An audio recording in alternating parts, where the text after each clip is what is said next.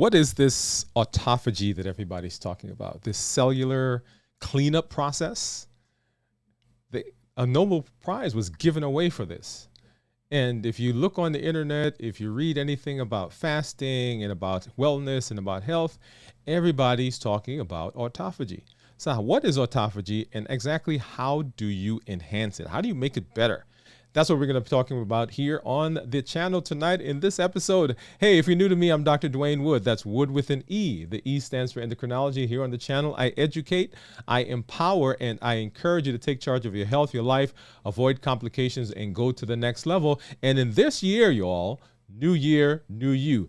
I'm talking to adults with type 2 diabetes who want to put their diabetes in remission, who want to get off medication, who want to improve their metabolic health, in essence, who want to reverse their diabetes. That's right. And we've been using fasting as one of those amazing tools to help us in that process. I am in the process of another 72-hour fast. Actually, we're a little over 71 hours here.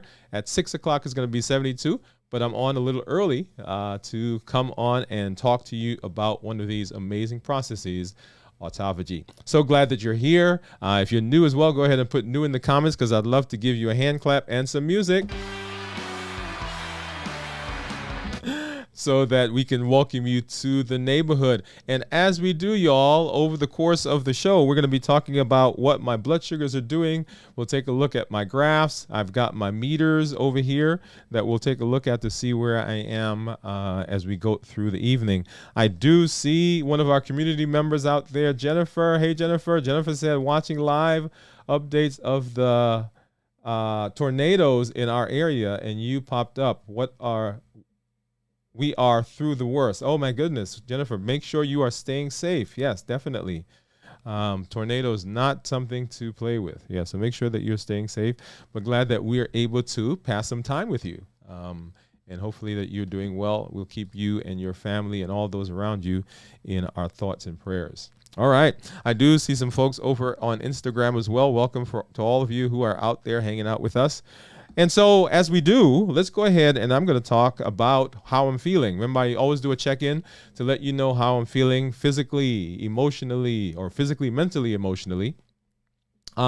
Physically, I'm feeling good. I do, and we'll see here in just a minute, today I've got some things that are coming up. And so as you know, we normally go live right before we end the fast and do all of that. But I've got a thing coming up here at 6:30. I've got a crew call, so we're doing a new show, and I'm part of the team that's going to be running that. So I've got to get over there. So I came on early, and today I'm actually going to be trying something new that I'll describe to you in just a minute. But physically feeling good.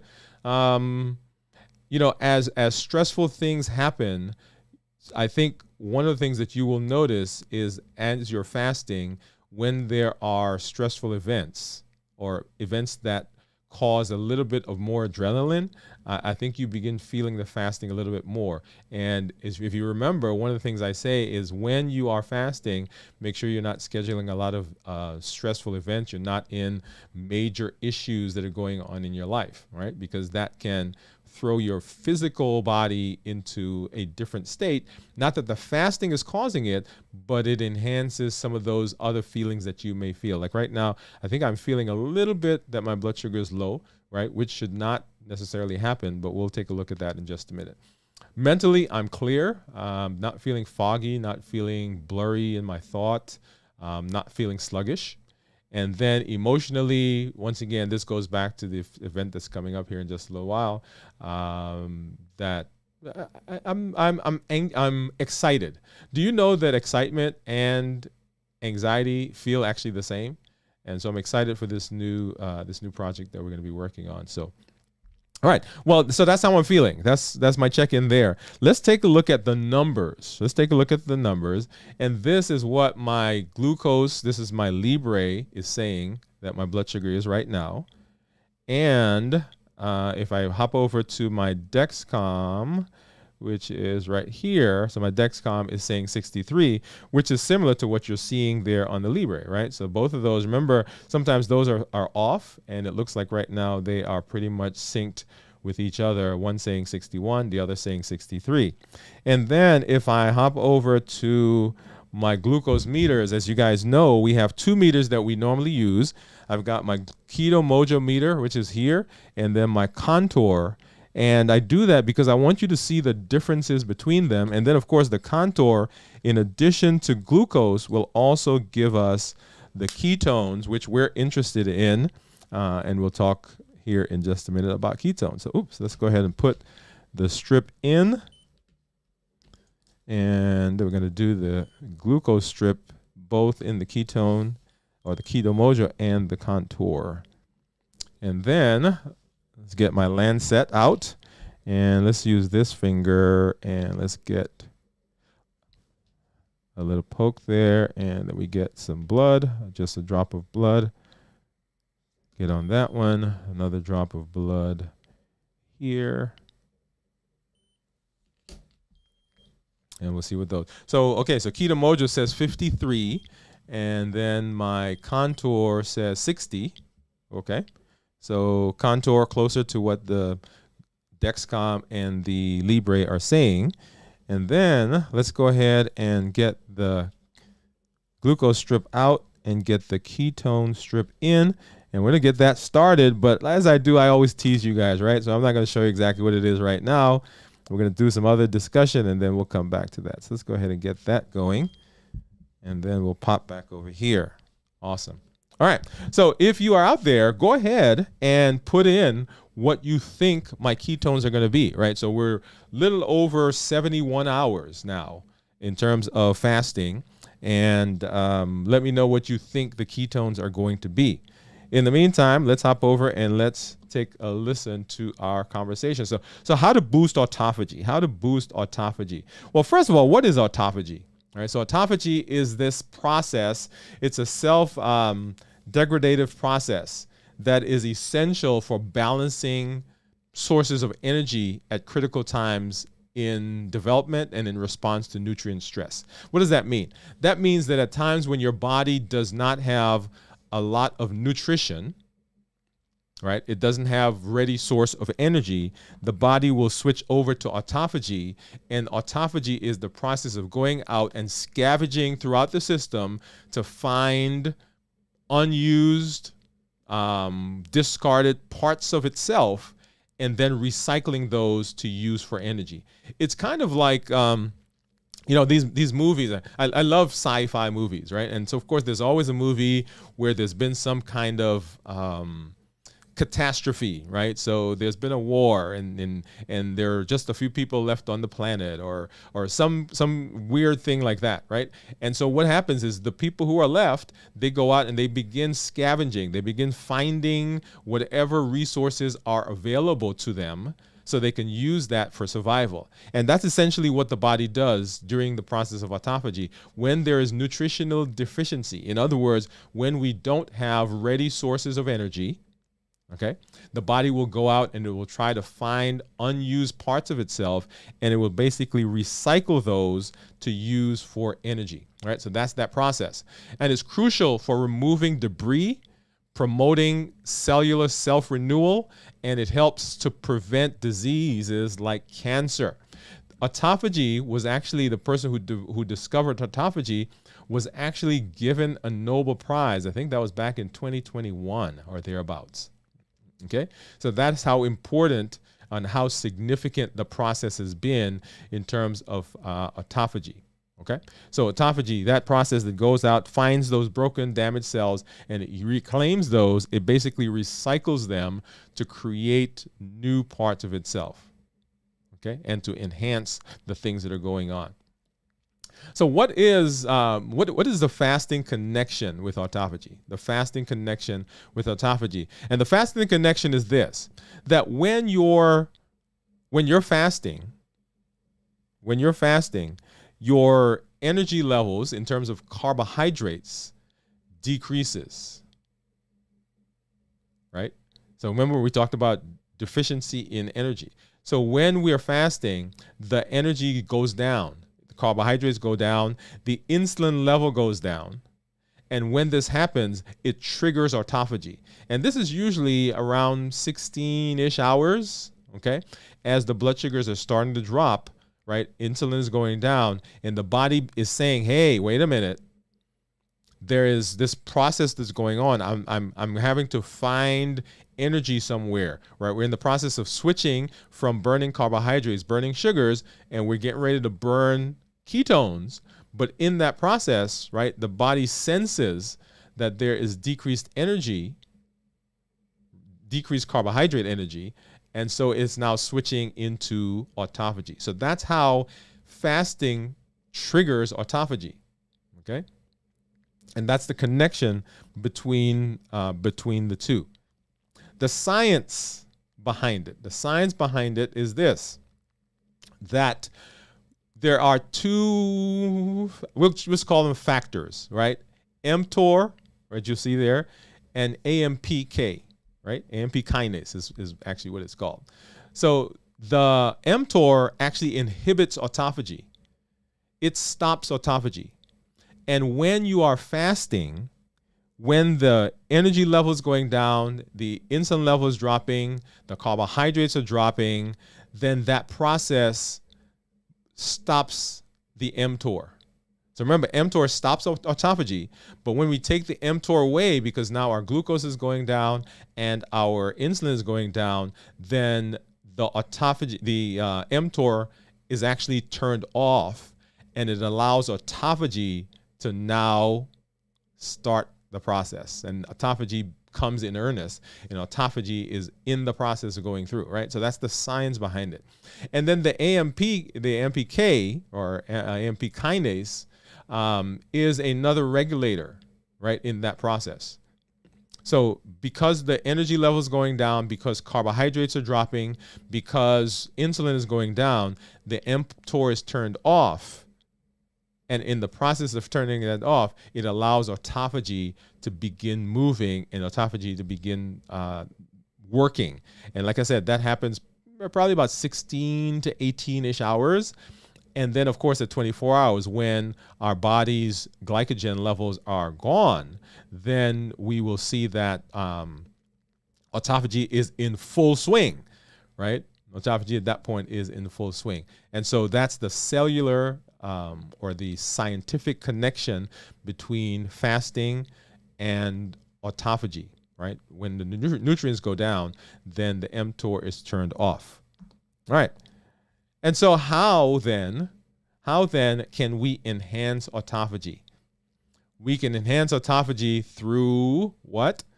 Through fasting, y'all. Right? So when we fast, what are we doing? We're decreasing carbohydrates. We're decreasing insulin. That decrease turns off the mTOR, and the mTOR turning off allows autophagy to get into full swing. Now, what type of fasting? Last week we did a show. The episode was on how long should I fast.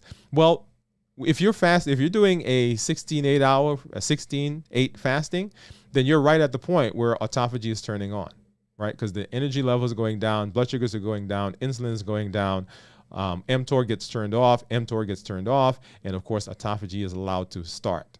So if you're doing a 16-8, great.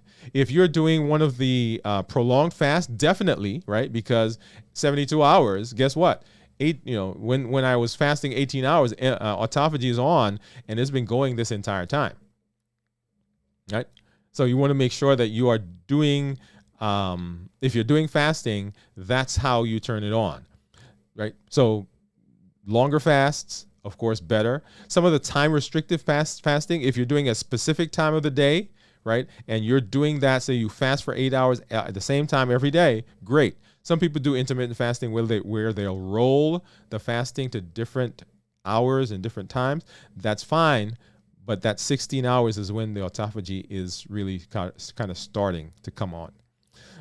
Exercising is the other way that you can turn on autophagy, right? So exercising during fasting, when you're doing that, when you exercise during fasting, that gives a boost, y'all, right? That gives a boost to those cells and allows them to, the energy level is starting to drop while you're exercising, and the body is finding what? What is it finding? It is finding energy. It has to go find energy. So that's another way of boosting autophagy is through the process of exercising.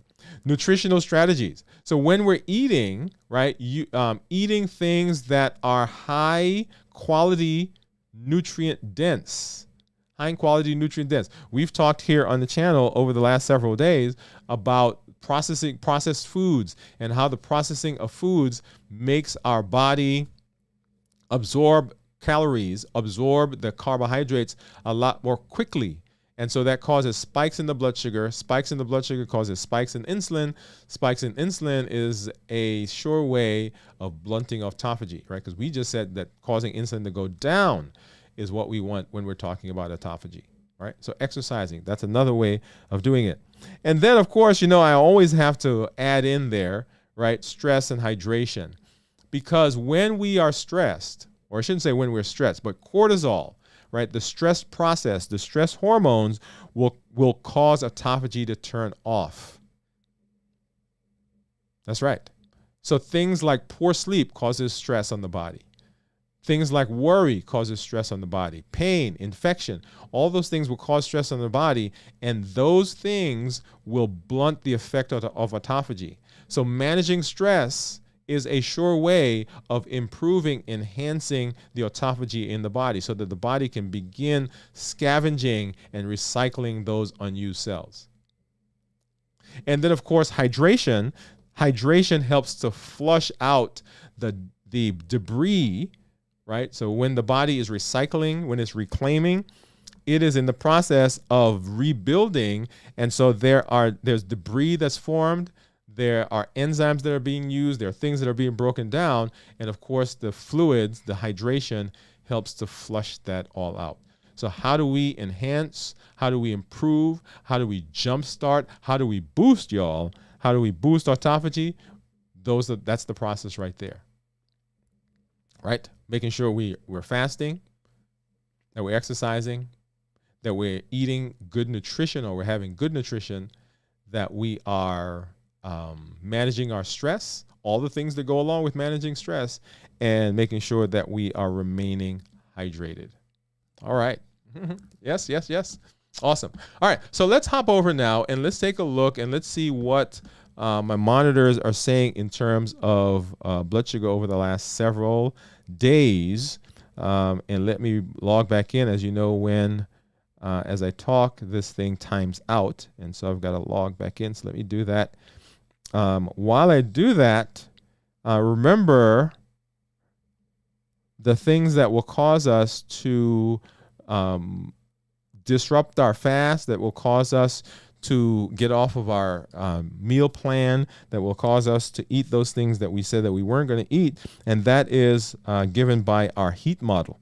And the HEAT model, that is our habits, our emotions, the access that we have to certain foods, and then the taste. Right? So those are the things that will push us in that direction. That's another one of the tools. So we've been using fasting as a tool.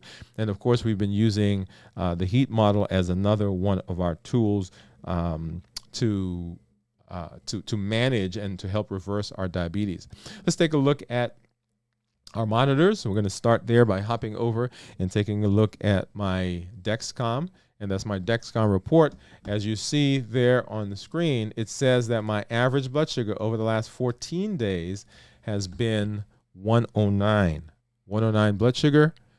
I'm in range 94% of the time, and that range is anywhere from 70 to 180. And if I keep this up, it says that my glucose management indicator is 5.9, which is the A1C, right? The average, or what it thinks the A1C is going to be. So let's take a look at some of these daily graphs so you can see what has been going on over the last 3 days. And we're coming right up on 6 o'clock, right? So 72 hours, y'all, 72 hours. All right, so let's see. We started on Tuesday. So Tuesday evening at 6 o'clock, blood sugar of 121. 24 hours later, 95. 24 hours after that, so this is now 48 hours, we're at 78. And then coming into today, we don't quite have 6 o'clock yet because it's not 6 o'clock, but going back to about 5 o'clock, our blood sugar was 64. So notice the progression. And if you notice that for the entire day, for most of that day, we've been kind of straddling that 70 line, right? 72, 75, 72, 60, 79, 72, right? And then over the last several hours, about 5 to 6 hours, we've been in the 60s. And that's what we would expect. So what do you think then? What do you think my glucose, if my glucose is there, what do you think my A1s, not A1C, what do you think my ketones are going to be? Okay, let's hop over. And so I'm going to turn on my ketone meter, my Keto Mojo. And then let's get over to this guy. This is my Keto Mojo app. And you'll see it start syncing there in just a minute. And it'll pull it in so that we can see what that ketones are. All right, you see down at the bottom, that's where my ketones were. I think that was yesterday. And we'll see it sync here in just a minute, I hope. All right, so there we go. Scanning in progress. And as we talk about ketones, there are 3 phases of ketones that we'll talk about here in just a second, as soon as this comes up. And so my ketones are 3.8. So 53 blood sugar, 3.8 for ketones. And ketones that are less than 0.5 are considered normal. 0.5 to 1.5 is considered nutritional ketosis. And then above 1.5 is considered therapeutic ketosis.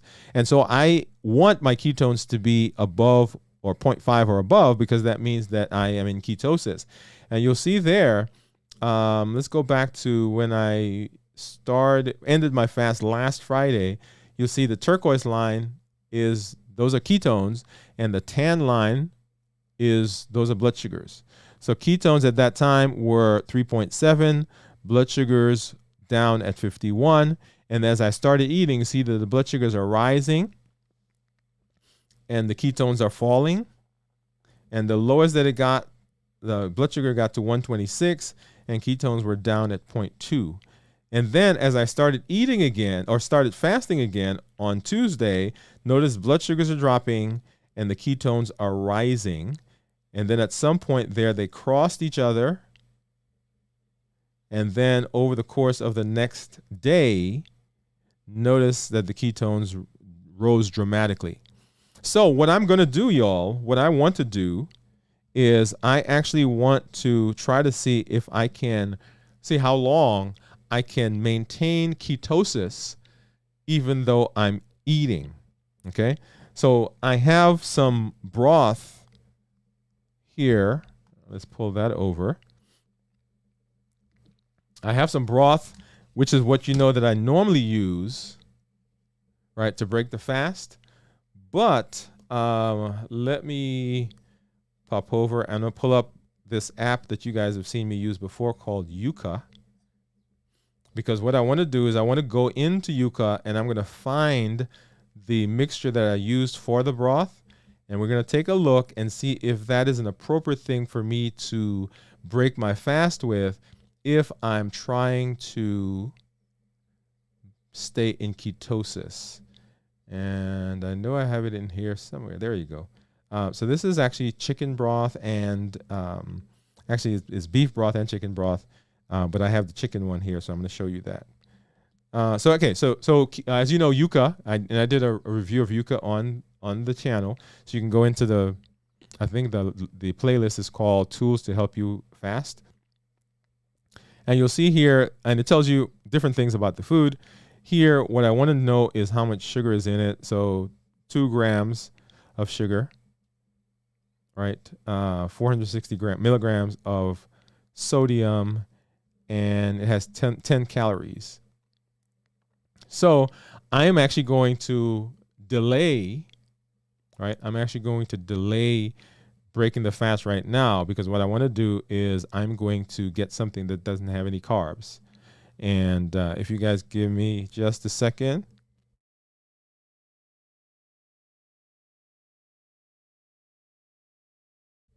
I'm going to get my assistant, see if he can grab me something, because I started making something because I wasn't quite sure if I was going to break the fast or try to extend the ketosis.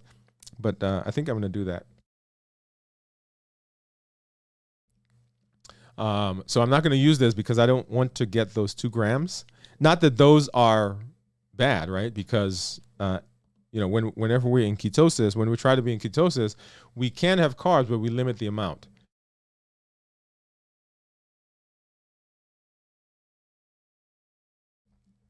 All right. So what we want to do is we want to minimize the amount of carbohydrates that we're taking in, and you can do that actually while eating. But I'm going to delay that even further because I'm going to record this as I go, and we'll come back maybe next week and we'll talk about what happened as we got through this fast and as we started eating. As you know, one of the things that I've been talking about is the things that I've been using to break the fast and the fact that they can cause a spike in blood sugar. So when I use the cashews, when I use the almonds, even though those are good things, right, healthy things, they do still, and as I'm talking to you, I'm trying to find in my yucca the cashews or the almonds so we can take a look at that together. But they will still spike the blood sugar because they have carbs. They have carbohydrates in them. And so when I do that, sometimes what will happen is my appetite will be stimulated, and I'm trying to minimize that. Okay, we'll see if we can find that here. Oh, here it is. So these are the cashews that I use.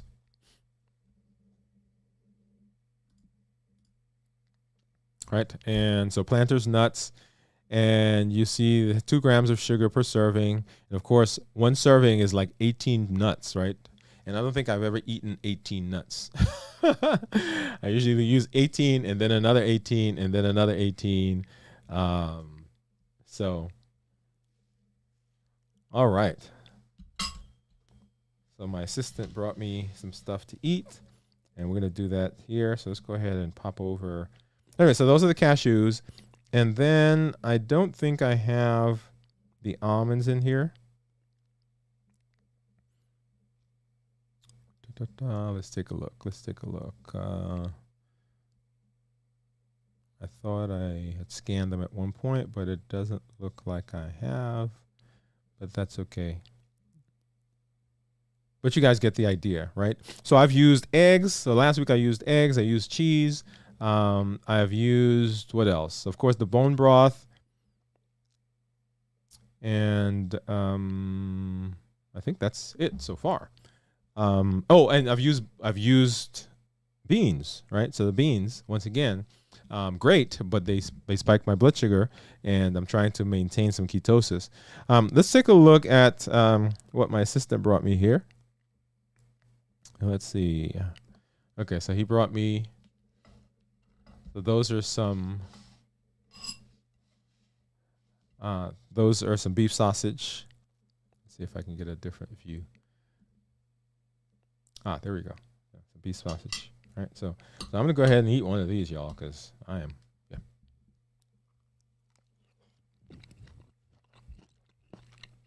Yeah. It's 2 minutes after 6, so that means I'm a little over 72 hours. Woo! Woo-hoo! Okay, and so what we'll see, and let me go ahead and do this so that I can record exactly what the blood sugar is at this moment. And you see their blood sugar is 62. Oops, did not mean to turn that off. Here we are. So blood sugar 62 according to the Libre. And then let's go over to the Dexcom and 60. Look at that. They are the same. Okay. And then let's eat.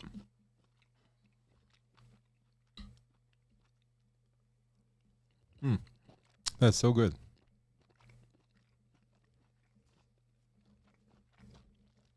Wow.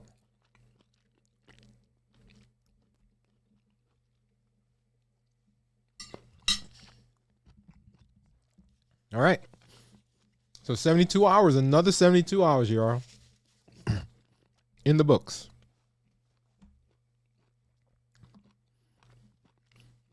All right. So let's talk a little bit about what we do here. So here on the channel, I educate, I empower, and I encourage. That's the platform. The shows that we do, that's our education. The shows, the podcasts, the blog that we write, all of that is with the intention of providing education so that we can change our mindset. First, before you can change things, you've got to have data, you got to have information. And so education is one of the things I provide. 2, empowerment. The empowerment comes from the tools. Just having information alone doesn't help if we're not putting those into practice. And so the tools that we're using, the fasting, the heat model that we just talked about, the emotional intelligence, the 5 whys that we talked about, being able or learning how to adjust medication. All those things are tools that we're using in the process of putting into practice all of the information that we're learning. And then 3rd, our community. The community is what you're a part of. You help to develop, you help to build this community, because when you show up, when you tell us your story, when you tell us your successes, it encourages us. And when we hear your challenges, we know that we're not alone. That brings us to our call to action. Well, before our call to action, let's talk a little bit about the heat model. So the heat model, these are the things that will push us to break our fast, push us to eat things that we said we're not going to eat, and push us off of our meal plan. Habits. Sometimes we eat simply because it's time. Not because we're hungry, but we're watching a movie, we're going to eat popcorn. We go to a ball game, we're going to have a hot dog. It's lunchtime, everybody's eating, and that social cue says, hey, I need to eat as well. Okay? So we eat because of habit. We eat because of emotions. Right? We're happy, we're lonely, we're tired, we're sad, we're mad, we're angry, we're frustrated. All those things will push us to eat. We eat because of access. You walk by the kitchen, the pantry, you walk by your coworker's desk, and they've got that bowl with the fruits or the candy, and you just grab one, not because you're hungry, but just because it's there. And then, of course, we eat because of taste, because the taste reminds us of something else. We're never chasing food, y'all. I know everybody thinks, oh, I just like that stuff. No, you're not chasing the food. You're chasing what the food does for you. The feeling, that memory, the soothing that it does. Right? That's why we chase the food. We don't chase the food, actually. We chase the thing that the food is doing. And so I encourage you, right, as we get to our call to action. The call to action is this. Number 1, join the challenges. Don't just let this be data. Don't just let this be information, right? Our challenge for this month is to create a meal, right? We got a few more days left in the month. A meal that meets these criteria. 1, whole foods. Minimize the processing. No sugar added. Some starchy vegetables, some non-starchy vegetables. Healthy fats, lean protein. It must be tasty or you're not going to eat it. And then the appropriate portion sizes, because we eat portion sizes that are entirely too big.